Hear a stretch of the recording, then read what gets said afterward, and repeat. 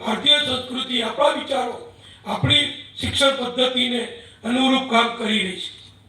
બધા માન્ય અમારા ધારાસભ્યશ્રીઓ, પૂર્વ ધારાસભ્યશ્રીઓ, સર્વ કોર્પોરેટરશ્રીઓ, મહામંત્રી શ્રી લાખાણીભાઈ, અન્ય સૌ મિત્રો, ભાઈઓ અને બહેનો, પત્રકાર મિત્રો, આજે અહીંયા જોઈએ છે બે પેઢી દ્વારા આપણું સન્માન કરાયું. ભાઈ સેવંતીભાઈ આવ્યા, જૂના કાર્યકરો ઓળખું છું, એમની જોડે દીવાન આવ્યો અને મારે કોઈ ભારતીય સંસ્કૃતિ, આપણા વિચારો, આપણી શિક્ષણ પદ્ધતિને અનુરૂપ કામ કરી રહી છે. બધા માન્ય અમારા ધારાસભ્યશ્રીઓ, પૂર્વ ધારાસભ્યશ્રીઓ, સર્વ કોર્પોરેટરશ્રીઓ, મહામંત્રી શ્રી લાખાણીભાઈ, અન્ય સૌ મિત્રો, ભાઈઓ અને બહેનો, પત્રકાર મિત્રો, આજે અહીંયા જોઈએ છે બે પેઢી દ્વારા આપણું સન્માન કરાયું. ભાઈ સેવંતીભાઈ આવ્યા, જૂના કાર્યકરો ઓળખું છું, એમની જોડે દીવાન આવ્યો અને મારે કોઈ પેઢી યાદ કરીએ છીએ, એના એ લોકો પ્રત્યક્ષ સાક્ષી છે. માનનીય ડૉક્ટર આર.કે. શાહ સાહેબ એ વખતે સઘળું કામ જવાબદારી સંભાળતા હતા. ભાઈ શ્રી ગોપાલદાસ ભોજવાણીજી એ તો અમારી સાથે વર્ષો સુધી ગુજરાત વિધાનસભામાં પણ ધારાસભ્ય રહ્યા છે અને એ પણ એક વિસ્તારમાંથી, સમાજમાંથી જાબાજ જે કહેવાય, સહેજ પણ પાછી પાની ન કરે એવા આપણા વડીલ કાર્યકર જે મિસા વખતે પણ સક્રિય હતા કટોકટીમાં, તેઓ શ્રી પણ ઉપસ્થિત છે. અને શ્રી ઉત્તમભાઈ સુરતી એ આપણા કોર્પોરેટર હતા.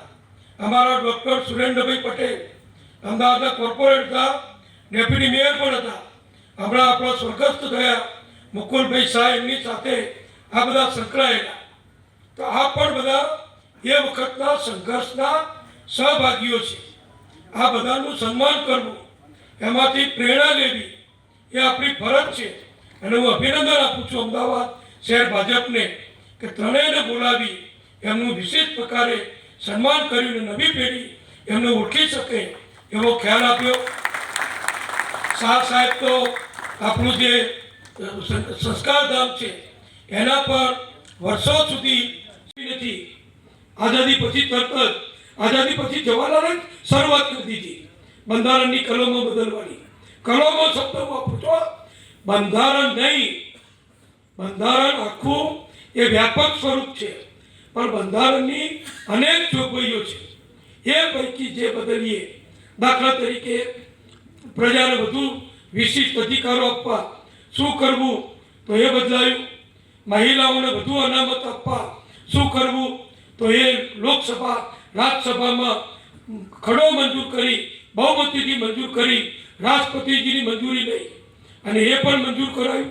બીજું પણ એક કહું, એકલું લોકસભા રાજ્યસભા નહીં, ઘણા કાયદા એવા છે કે એને રાજ્યસભા વિધાનસભાઓમાં પણ મંજૂરી આપવી પડે.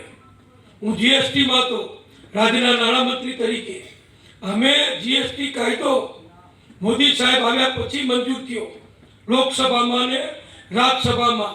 એ ગેટ છે, એસઆરપી બધું જોતા રહી ગયા અને આટલા બધા 6 ફૂટની કાયાવાળા પણ એવા કૂદી ચડી ગયા કે પેલા એસઆરપી વાળા જોતા રહી ગયા. અમારા મનમાં ત્યાં દ્રશ્ય કદી ગયું નથી, જવાનું નથી. એવા આપણા અત્યારના ધારાસભ્ય ભાઈ શ્રી અમિતભાઈ, આપણે 3 મહાનુભાવોનું સન્માન કર્યું. એમને ખૂબ યાદ રાખવા જેવા છે, એમનામાંથી પ્રેરણા લેવા જેવી છે.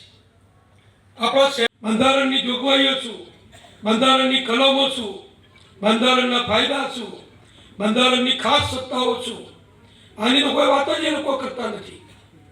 હું આપને કહું, કોંગ્રેસ દ્વારા ચૂંટણી પહેલા પણ ચાલુ કર્યું હતું કે આ ભાજપ આવશે તો બંધારણ બદલી નાખશે. આવા આપણા કોઈ નેતા ક્યારેય કોઈ પણ જગ્યાએ બંધારણ બદલવાની કોઈ વાત આ ચૂંટણીમાં કે કોઈ જગ્યાએ ક્યાંય કરી નથી, કોઈ પ્રશ્ન જ નથી. બંધારણ એ ભારતની લોકશાહીનો આત્મા છે.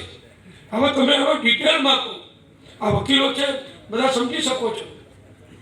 બંધારણમાં ઘણી કલમો છે, અનેક જોગવાઈઓ છે, અનેક પ્રકરણો છે, અનેક પ્રકરણો અનુપ જોગવાઈઓ પૈકી આજ સુધીમાં 1947 થી માંડી હમણાં સુધી બધા પક્ષોની બધી સરકારોએ, કોંગ્રેસ આવી ગયું, જનતા દળ આવી ગયું, વચમાં જે વડાપ્રધાનો આવ્યા બધા આવી ગયા, આપણી સરકાર આવી, મોદી સાહેબ આવ્યા, એ સરકાર આવી, બધી સરકારોએ આ બંધારણ પૈકી કેટલીક જોગવાઈઓ જે સમય સાથે સુસંગત કરવાની જરૂર હોય, જેને વધુ વિશદ છણાવટ કરવાની જરૂર હોય, જેને વધુ વ્યાપક કરવાની જરૂર હોય, જેને વધુ પ્રજાલક્ષી પારદર્શક કરવાની જરૂર હોય, એ જોગવાઈઓ દરેક સરકારોએ ફરીથી.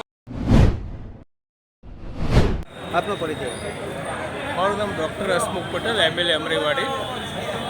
આજની અહીંયા કુશાભાઉ ઠાકરે હોલની અંદર 25મી તારીખે કટોકટી દિવસને યાદ કરીને આપણા આદરણીય એવા નીતિનભાઈ પટેલ સાહેબે બંધારણ વિશે સરસ મજાનું ભાષણ આપ્યું કે બંધારણની ગરિમા આપણા માનનીય વડાપ્રધાન નરેન્દ્ર મોદી સાહેબે કેવી રીતના સાચવી છે અને બંધારણના રૂલ્સ રેગ્યુલેશન પ્રમાણે કેવી રીતના કામ કરીએ છીએ. એની સાથે સાથે 1975ની અંદર જે ઇન્દિરા ગાંધીની સરકારે, આખુદી સરકારે સરમુખત્યારશાહી વાપરીને બંધારણ સાથે ચેડા કરીને કેવી રીતના કટોકટી લાદી, એનું તાદસ્ય વર્ણન આપણા માનનીય આદરણીય શ્રી નીતિનભાઈ સાહેબે કર્યું. અને એ કટોકટી કાળને યાદ કરીને એક આપણા જીવનમાં આવો પણ એક અવસર આવ્યો હતો કે જેમાં આપણી વાણી સ્વાતંત્રતા, ઇવન વ્યક્તિ સ્વાતંત્રતા, બધી સ્વાતંત્રતા ભૂલીને 2 વર્ષ સુધી રહેવું પડેલું, એનું તાદસ્ય વર્ણન કર્યું અને એની યાદ અપાવી.